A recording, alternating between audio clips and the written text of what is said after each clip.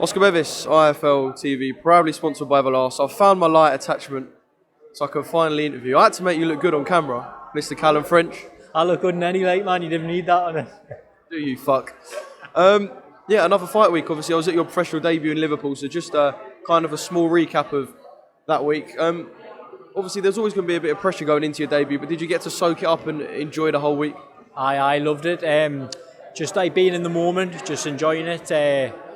Soaked all the atmosphere up and soaked all the crowd up. And now when I came out, had 150 come down from Gateshead, so it was a big experience for us walking out of that. And I suppose it's kind of nice the fact that 150 people spent their hard-earned money, and not just their hard-earned money, their time at the weekend as well to come and see you for your professional debut. So it's kind of a good way to start, isn't it? Aye, unbelievable. I think there's about 180 coming down this time. Getting bigger, we're getting bigger. The army's growing. But massive thank you to everyone who buys tickets and that and comes and watches. Massively grateful for the support, but I know it doesn't matter about all the support, it's me that's got to get in there and do the job on Saturday night, and that's what I intend on doing.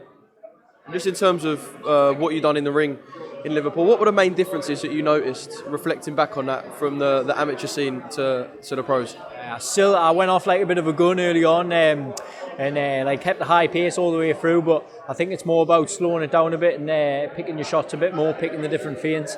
But that's what I've been working on in the gym, slowing the pace down, having a look. So we'll look to implement that on Saturday night. All in all, happy with the performance for a debut?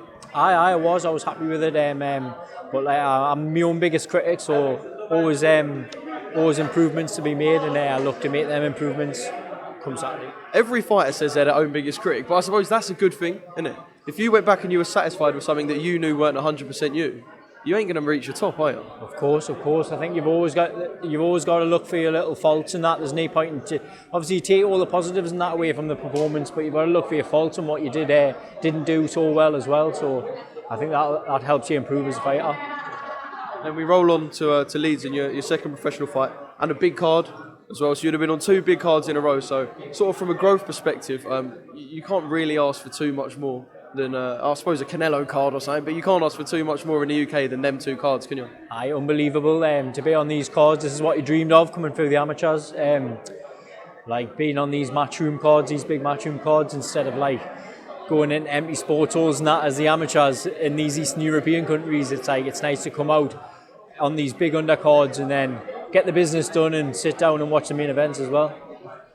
And what are you sort of looking to show the fans, prove to yourself and show your training team as well? What sort of stuff are we going to see from you on Saturday night? Just a good composed performance, punch precision, and a nice boxing performance. Hopefully one that consists of hitting and not getting hit as well.